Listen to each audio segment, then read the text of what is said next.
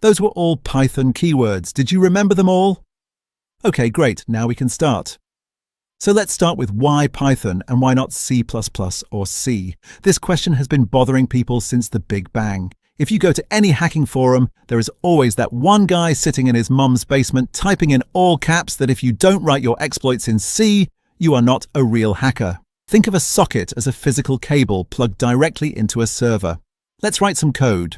We start by importing the socket library. It comes built in with Python, so no need to pip install anything. Now we need to create the socket object. What does this mean? AF_INET tells Python we are using IPv4 addresses. You know, the standard 192.168 stuff. Let me show you how to write a simple port scanner. Forget Nmap for a second. Nmap is brilliant, but today we are learning how Nmap actually works under the hood. We need a target. I will use my local router, but you can use any machine on your local network.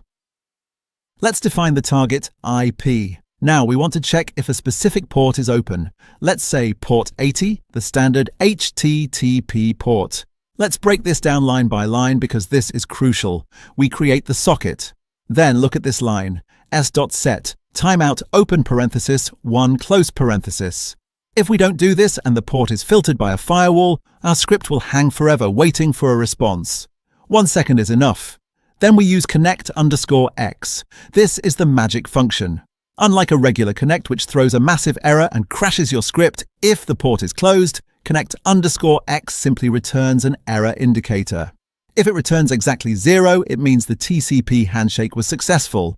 The port is open. If it returns anything else, it's closed or filtered. Finally, we close the socket. Clean up your mess. If we put this in a for loop from port 1 to 1024, we just built a port scanner.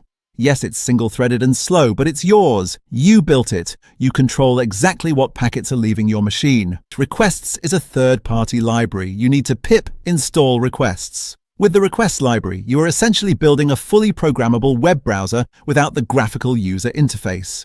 You can send GET requests to read data, post data to submit forms, manipulate session cookies, and spoof your user agent so the server thinks your Python script is actually a regular dude browsing from an iPhone.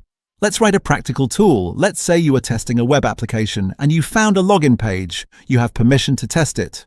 We will use a local instance of OWASP Juice Shop for this example. Look how stupidly simple this is. We define our target URL. Notice we are hitting the REST API endpoint directly, bypassing the front end completely. Hackers don't click buttons. We talk to the API. We set up a short list of common passwords. In a real scenario, you'd load this from the rocku.txt word list. Then we loop through. For every password, we construct a dictionary called data. This is our JSON payload. We pass this to request.postparens. We don't have to worry about setting the content-type application/JSON header manually. The request library handles that formatting for us automatically because we use the JSON equals parameter. Then we check the response. We don't just look at the HTTP status code because sometimes poorly written AP is return a 200 OK even on a failed login. Instead, we inspect response.txt. We know that Juice Shop returns an authentication token upon a successful login. So if the string token is in the response body, we have a hit. We print success and we break the loop. This is where Beautiful Soup 4 steps in. Beautiful Soup takes that raw, ugly, chaotic HTML string that we got from requests and parses it. It turns it into a beautiful, searchable Python object. It allows you to navigate the document object model, or DOM, just like a web browser does.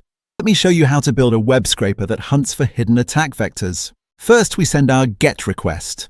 I added a custom user agent header here just as good practice, so the server doesn't block us for being a generic Python script. Then we pass the raw HTML response.txt into Beautiful Soup. We tell it to use the standard HTML.parser. Now the magic happens. Let's say we want to extract every single link on the page to build a crawler. 3 lines of code. soup.find_all open parenthesis quote. A quote close parenthesis finds every anchor tag on the page. Then we iterate through them and extract the href attribute. You just built the core engine of a web crawler, but let's go deeper. Let's look for things developers try to hide. Developers love putting sensitive data in hidden form fields, thinking no one will look at the source code. We tell Beautiful Soup, find every input tag, but only if the type attribute is set to hidden. Immediately, we extract the parameter names and their default values. If you are doing penetration testing, these hidden fields are pure gold. They are often used for logic flaws, privilege escalation, or parameter tampering. By combining requests to fetch the data and Beautiful Soup to dissect it, you are no longer just browsing the web. You are X-raying it. You are stripping away the visual design and looking purely at the skeleton of the application. You can write scripts that scrape hundreds of pages in seconds, logging every potential injection point, every outdated JavaScript library, and every exposed comment left by a lazy developer. Let's bring it all together. Sockets give you the network. They let you manipulate the very fabric of TCP/IP. Requests give you the web. They let you automate interactions with modern applications, and AP is effortlessly. Beautiful Soup gives you the data.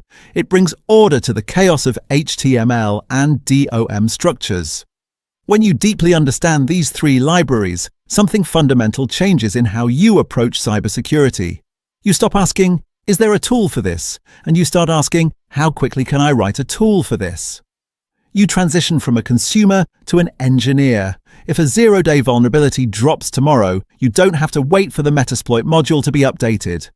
You read the white paper, you open a blank Python file, and you script the proof of concept yourself. That is the difference between someone who plays a hacker on the internet and a real security professional. Now listen to me carefully. With this knowledge comes a very strict set of rules. Do not point these scripts at infrastructure you do not own, or do not have explicit written permission to test.